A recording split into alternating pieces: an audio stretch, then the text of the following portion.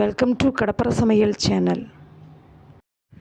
இந்த பதிவில் காலையில் பிரேக்ஃபாஸ்ட்டுக்கோ ஈவினிங் ஸ்நாக்ஸுக்கோ என்ன பண்ணலான்னு சொல்லி குழம்பு இருக்கும்போது நல்ல ஹெல்த்தியான சுவையான instant breakfast and evening snacks Kanyakumari special சுருட்டப்பம் எப்படி பண்ணலான்னு சொல்லி பார்க்கலாம்.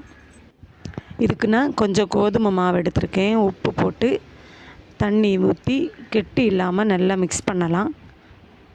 மைதா மாவும் எடுக்கலாம். நான் ஹெல்த்தியானதுனால கோதுமை எடுத்திருக்கேன். வீடியோவை ஸ்கிப் பண்ணாமல் முழுசாக பாருங்கள். எனக்கு சேனலை சப்ஸ்கிரைப் பண்ணாதவங்க சப்ஸ்கிரைப் பண்ணுங்கள். இந்த பதத்தில் நம்ம இதை எடுக்கலாம். தோசை சுடுத பதத்தில் எடுக்கணும், கட்டி இல்லாமல். சட்டி சூடானதும் நம்ம மாவை ஊற்றலாம். எப்போவுமே சிம்மில் வச்சு இதை ஊற்றணும், இல்லைன்னா தோசை பிஞ்சு போகும். அப்போ அழகு இருக்காது, செய்ய முடியாது. அந்த ஸ்டஃப் எல்லாம் வெளியே வருவதனால சிம்மில் வச்சுட்டு நம்ம மாவை பரத்திட்டு பண்ணலாம். நான் லைட்டாக எண்ணெய் ஊற்றி கொடுத்து மறைச்செடுத்தேன். எண்ணெய் ஆப்ஷன் தான். இதை இந்த அளவுக்கு பொரிஞ்சு எடுக்கணும். நல்லா பச்சையாக இருக்கக்கூடாது, கொஞ்சம் பொரிஞ்சிருக்கணும். ப்ரௌன் கலரில் ஆனதுக்கப்புறம் தோசை எப்படி மாற்றி மறைச்சி போடணும். ஃப்ரண்ட் பேக்லேயும் ஃப்ரண்ட்லேயுமா போட்டுட்டு நம்ம செஞ்சு வச்சுருக்க ஸ்டஃப்பை இதில் வைக்கலாம். அந்த ஸ்டஃப் எப்படி பண்ணலான்னு சொல்லி நான் வீடியோ காட்டுதேன். இப்போ எப்படி பண்ணலான்னு சொல்லி ஃபஸ்ட்டு பார்க்கலாம்.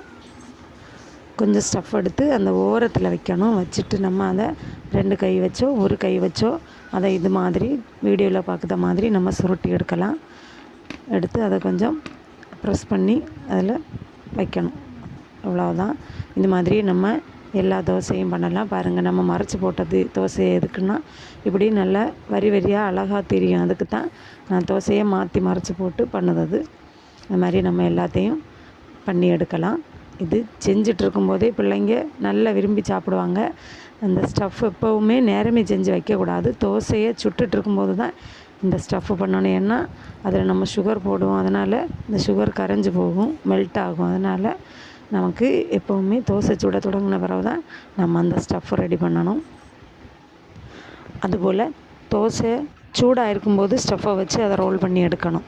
இப்போ நமக்கு எல்லா சுருட்டப்பமும் ரெடி பண்ணி எடுத்துட்டோம். காலையில் பிரேக்ஃபாஸ்ட்டும் சரி, ஈவினிங் ஸ்நாக்ஸும் சரி, ரொம்ப சுவையான டேஸ்டியான இந்த சுருட்டப்பம் உங்கள் பிள்ளைங்களுக்கும் பெரியவங்களுக்கும் ரொம்ப பிடிக்கிற மாதிரி இருக்கும். பண்ணி பாருங்கள். நம்ம ஸ்டஃப் ரெடி பண்ணால் நான் இப்போ பாதி தேங்காய் துருவி எடுத்திருக்கேன். இது கூட நான் இப்போ ஒயிட் சுகர் சேர்க்க போகிறேன். நீங்கள் நாட்டு சர்க்கரையோ இல்லை கருப்பட்டியோ எது வேணாலும் ஆட் பண்ணலாம். நான் ஒயிட் சுகர் எடுத்திருக்கேன். இது ஃபஸ்ட்டு ரெசிபி ஒயிட் சுகர் தான். நான் 4 ஸ்பூன் எடுத்திருக்கேன். உங்களுக்கு விருப்பப்படி நீங்கள் எடுத்து இதை நம்ம மிக்ஸ் பண்ணணும். இதை அந்த நேரம் ஃப்ரெஷ்ஷாக தான் பண்ணி அதில் ரோல் பண்ணணும். இப்படி தான் சுருட்டப்பத்துக்கு உள்ளாடி வைக்கிற ஸ்டஃப் ரெடி பண்ணணும். நம்ம ரெடி பண்ணி முடித்தாச்சு. இப்போ காலையில் எந்த குழப்பமும் இல்லாமல் 5 மினிட்ஸில் இன்ஸ்டண்ட்டாக ஹெல்த்தியான டேஸ்டான அண்ட் ஈவினிங் ஸ்நாக்ஸாக கூட செய்கிற கன்னியாகுமரி ஸ்பெஷல் சுருட்டப்பம் எப்படி செய்கிறதுன்னு நம்ம பார்த்தாச்சு.